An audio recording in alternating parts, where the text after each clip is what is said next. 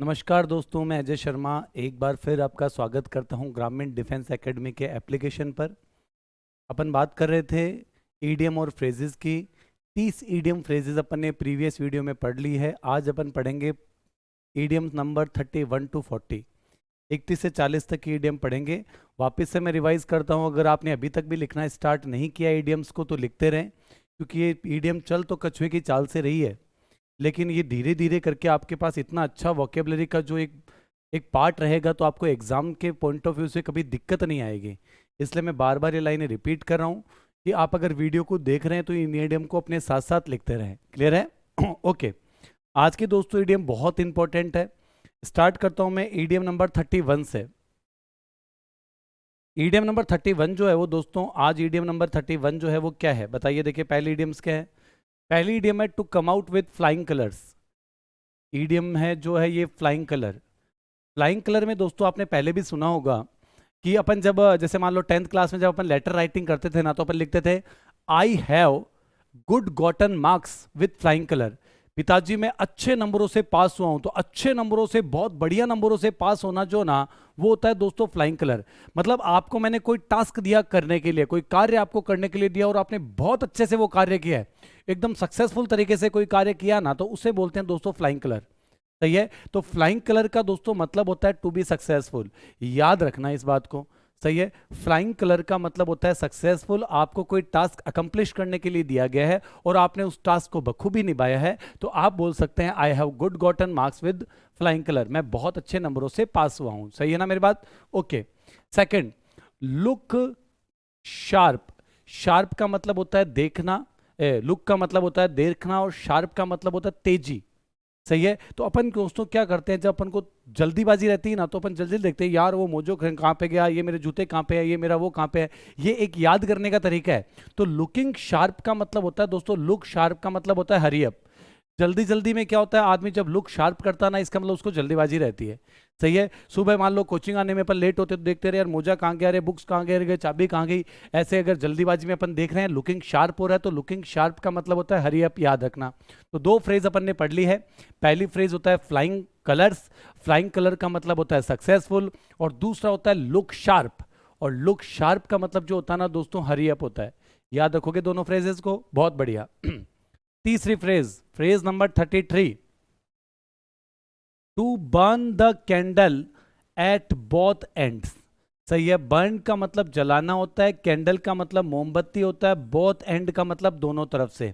मोमबत्ती को अपन दोनों तरफ से जलाते हैं, लेकिन ये आदमी जो ना, वो मोमबत्ती को अपन एक तरफ से जलाते हैं, लेकिन ये आदमी मोमबत्ती को दोनों तरफ से जला रहा है। दोनों तरफ से जलाने का मतलब ये हुआ कि कोई आदमी जो है वो पैसों को फिजूल खर्च करता है। सही है। एक तरफ से कार्य चल सकता था, मोमबत्ती को अपन एक साइड से जलाकर काम निकाल सकते थे, लेकिन ये आदमी मोमबत्ती को दोनों साइड से जला रहा है। इसका मतलब होता है, ये यहां पर एस है, तो स्पेंड लेविशली। स्पेंड लेविशली का मतलब फिजूल खर्च करना। लेविश का मतलब वैसे अय्याश होता है। तो कोई आदमी अय्याशी की तरह पैसे खर्च करता ना, उसे बोलते हैं स्पेंड लेविशली। स्पेंड का मतलब होता है खर्च करना, लेविश का मतलब होता है वैसे अय्याश होता है कि बहुत ज्यादा पैसे खर्च करता है। तो बहुत ज्यादा पैसे खर्च करने के लिए फ्रेज बन गई है। क्या बनी है phrase? To burn the candle both end. एक मीनिंग आपको मैं यहां से और बताऊंगा जो बहुत इंपॉर्टेंट है, आपको याद रखना है, सिनोनिम एंटोनिम में काम आएगा। वो है एक्स्ट्रावेगेंट।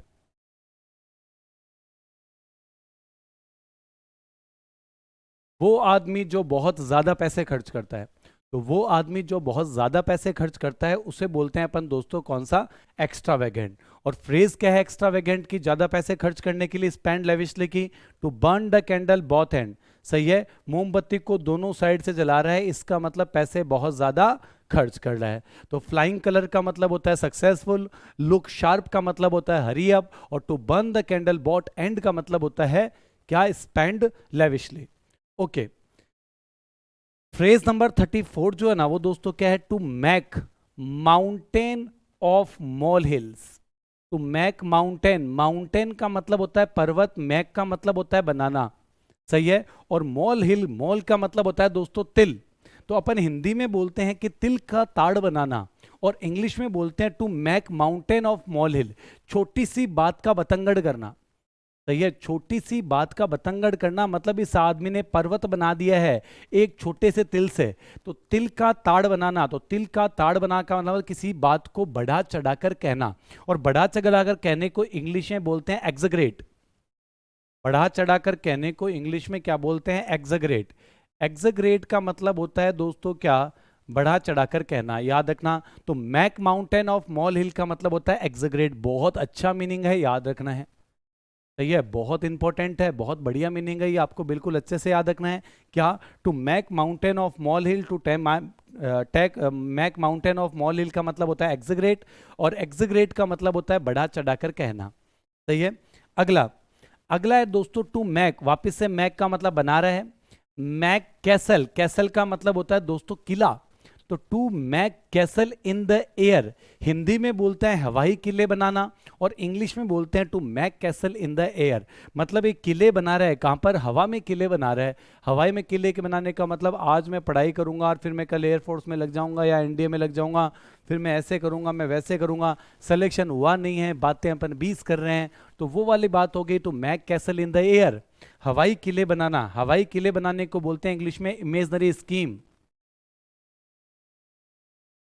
इमेजनरी का मतलब दोस्तों यहां से काल्पनिक से है, तो काल्पनिक जो स्कीम होती है, सही है, वो होता है क्या? To make castle in the air. Make का मतलब बनाना, कैसल का मतलब किला, इन द एयर का मतलब हवा में। तो हवा में किले बनाना का मतलब ये इमेजनरी स्कीम है, ये स्कीम इम्प्रैक्टिकेबल है, ये स्कीम कोई काम की नहीं है। अब बता दो पांचों फ्रेजेस को एक बार जल्दी से रिवाइज कर दो, रिवाइज करना बहुत जरूरी। पहली फ्रेज है, कौन सी फ्रेज अपन ने पढ़ी थी? Flying colour. फ्लाइंग कलर का मतलब होता है दोस्तों सक्सेसफुल, पहली फ्रेज। दूसरी फ्रेज अपन ने पढ़ी थी लुक शार्प, लुक शार्प का मतलब होता है हरी अप। तीसरी फ्रेज अपन ने पढ़ी थी to burn the candle both end, burn the candle both end का मतलब होता है स्पेंड लेविशली। सही है। चौथी फ्रेज अपन ने पढ़ी थी to make mountain of mole hill.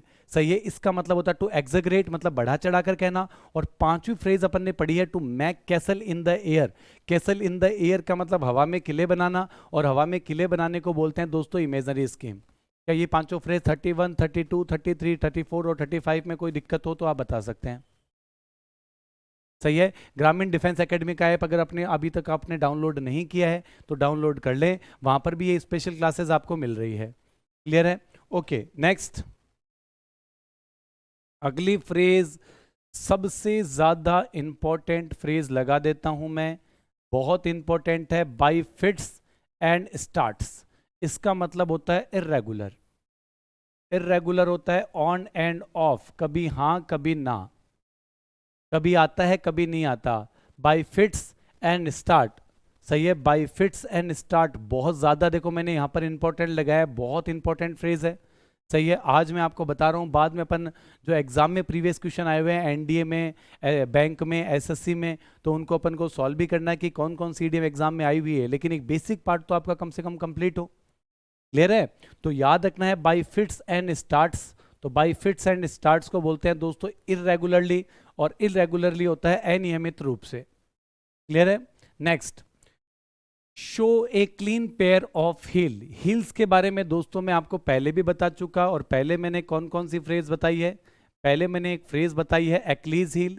Achilles heal का मतलब था वीकेस्ट पॉइंट। एक मैंने बताई है take to one heel. Take to one heel का मतलब वो था रन अवे। और एक मैंने बताई है show clean pair of heal.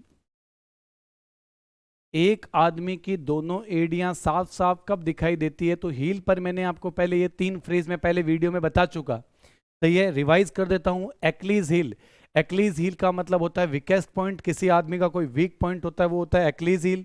Take to one heel, लेला जुत्या हाथ में बाता कर बाद में। सही है, तो टैग टू वन हील का मतलब ही रन अवे होता है। और तीसरी फ्रेज है show clean pair of heel.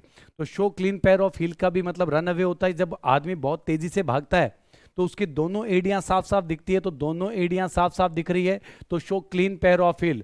और show clean pair of heel का मतलब होता है दोस्तों क्या? Run away. बता दो कोई डाउट है यहां तक? मुझे लगता नहीं है कोई डाउट है, क्योंकि ये मैंने पहले रिवाइज कर चुका और बात आगे चल रही है। Okay, phrase number 38। Phrase number 38 का मतलब है इन्स एंड आउट। इन्स का मतलब अंदर की, आउट का मतलब बाहर की। इस आदमी की मुझे इन्स एंड आउट्स चाहिए, मतलब पूरी खबर चाहिए अंदर की और बाहर की। तो इन एंड आउट का मतलब होता है इस आदमी के बारे में मुझे सारी डिटेल चाहिए। तो किसी आदमी के बारे में आपको सारी डिटेल चाहिए ना, तो उसे बोलते हैं अपन ins and outs. Ins and out का मतलब इस आदमी की मायने की भी और बारह की भी सारी खबरें चाहिए। तो इन्स एंड आउट का मतलब होता है टू नो ऑल सीक्रेट्स या टू नो ऑल डिटेल्स। तो किसी आदमी की पूरी डिटेल के लिए फ्रेज बनी है इन्स एंड आउट्स। सही है, रिवाइज कर लो एक बार तीनों। पहली फ्रेज सबसे इंपॉर्टेंट है, by fits and starts. By fit and start का मतलब होता है दोस्तों इररेगुलर। दूसरी फ्रेज है to show clean pair of heel. Show clean pair of heel का मतलब होता है दोस्तों रन अवे। तीसरी फ्रेज है इन्स एंड आउट्स, अंदर की और बाहर की, टू नो ऑल सीक्रेट। सही है, या टू नो ऑल सीक्रेट्स या to know all detail. Clear है? ओके। अगली फ्रेज है दोस्तों टू कॉल ए स्पैड ए स्पैड। सही है, स्पैड का मतलब दोस्तों वैसे अपन कुंदाल होता है, स्पैड का मतलब, या स्पैड का मतलब दोस्तों पावड़ा भी होता है। ये पावड़ा जो अपन यूज करते हैं ना वो स्पैड होता है। तो टू कॉल ए स्पैड। देखो स्पैड को जो ना, इस फ्रेज का मतलब क्या हुआ दोस्तों, मैंने ट्रिक बना रखी है, आप इस चीज को समझना कि मैं क्या बोलना चाह रहा हूं। टू कॉल, कॉल का मतलब बुलाना, स्पैड को स्पैड बुला दिया, पावड़े को पावड़ा बोल दिया। सही है, जैसे इसका फ्रेज का मतलब ये होता है कि गांव में जो बूढ़े बडेरे होते हैं ना, वो काड़े को बोलते हैं काड़िया। सही है, अंधे को बोलते हैं आंध्या, बहरे को बोलते हैं बहरा। सही है, एक आंख नहीं होती तो चिमनिया। सही है, ये अलग अलग नाम लेके आते हैं। तो आपने क्या हुआ, कोई आदमी लंगड़ा है तो लंगड़े को लंगड़ा बोल दिया। तो लंगड़े को आपने लंगड़ा बोल दिया तो हर कोई लंगड़े को लंगड़ा नहीं बोल सकता। जो आदमी बहुत ज्यादा फ्रैंक है, स्पैंक, ये फ्रैंकली नहीं है, स्पैंक ये प्लेनली नहीं है, स्पैंक फ्रैंकली है। ये जो आदमी बहुत ज्यादा फ्रैंक होता ना, उसके लिए फ्रेज है तो कॉल ए स्पैड कि आपने लंगड़े को लंगड़ा बोल दिया। तो लंगड़े को लंगड़ा बूढ़ा ही बोल सकता है। जो आदमी बहुत ज्यादा फ्रैंक होता है वो बोलता है लंगड़े को लंगड़ा, काणे को काणा, काले को काड़ा। तो टू कॉल ए स्पैड, तो स्पैड को स्पैड बोल दिया। तो स्पैड को स्पैड कौन बोल सकता है, जो आदमी बहुत ज्यादा फ्रैंक होता है या बहुत ज्यादा आउटस्पोकन होता है। और फ्रैंक का मैं आपको एक वन वर्ड और ये सॉरी सिनोनिम और बताऊंगा, जिसे बोलते हैं कैंडिड। कैंडिड का मतलब भी फ्रैंक होता है। ये मीनिंग भी आप अच्छे से याद रखना क्योंकि कॉमन मीनिंग है, एग्जामों में बहुत आता है। तो याद रखेंगे टू कॉल ए स्पैड। काले को काड़ा बोल दिया, स्पैड को आप काड़ा मान लो, तो काले को काड़ा बोल दिया, लंगड़े को लंगड़ा बोल दिया, अंधे को अंधा बोल दिया। इसका मतलब वो बोल सकता है जो बहुत ज्यादा फ्रैंक होता है। हर किसी की हिम्मत नहीं होती लंगड़े को लंगड़ा बोलने की। ठीक है, तो याद रखेंगे कॉल ए स्पैड का मतलब होता है वेरी फ्रैंकली। क्लियर? ओके। अगला ब्लैक शिप। इससे पहले एक फ्रेज है मैंने और बताई थी आपको शिप की, wolf in ship clothing. Wolf in ship clothing अगर आपको याद हो तो एक मैंने शिप की फ्रेज बताई थी, वॉल्फ में मैं आपको बता रहा था। तो वॉल्फ इन शिप क्लोथिंग का मतलब भेड़िया भेड़ का कपड़ा पहनाए हो। तो इसका मैंने आपको आंसर बताया था हाइपोक्राइट। और हाइपोक्राइट का मतलब होता है पाखंडी। आज सेम वो की वो फ्रेज है, लेकिन आज जो ना सारी भेड़ें जो होती है ना वो गोरी है, ये भेड़ जो ना ये काली भेड़ है। देखो क्या चक्कर है, देखो ब्लैक शिप का मतलब सारी भेड़ें जो होती है ना वो गोरी होती है। अब की बार ये काली भेड़ आ गई, तो काली भेड़ का मतलब दाल में कहीं ना कहीं कुछ काला है। तो काला है तो ये आदमी जो ना स्काउंड्रल है। और स्काउंड्रल को इंग्लिश में बोलते हैं दुष्ट व्यक्ति। स्काउंड्रल को इंग्लिश में बोलते हैं दुष्ट है या बेईमान है।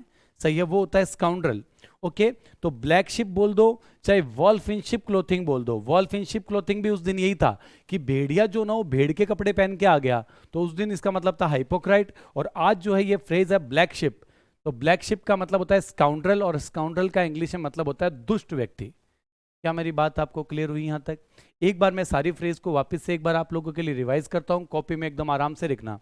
पहली फ्रेज थी फ्लाइंग कलर। फ्लाइंग कलर का मतलब सर हमें याद हो गया, फ्लाइंग कलर का मतलब होता है सक्सेसफुल। दूसरी फ्रेज थी लुक शार्प। लुक शार्प का मतलब इधर उधर देखना जल्दी जल्दी, इसका मतलब उसको क्या हो रही है, बहुत ज्यादा जल्दी हो रही है, हरी अप हो रहा है। सही है। तीसरी फ्रेज है burn the candle both hand. सही है, मोमबत्ती को दोनों साइड से जला रहा है, मतलब ये आदमी फालतू के पैसे वेस्ट कर रहा है।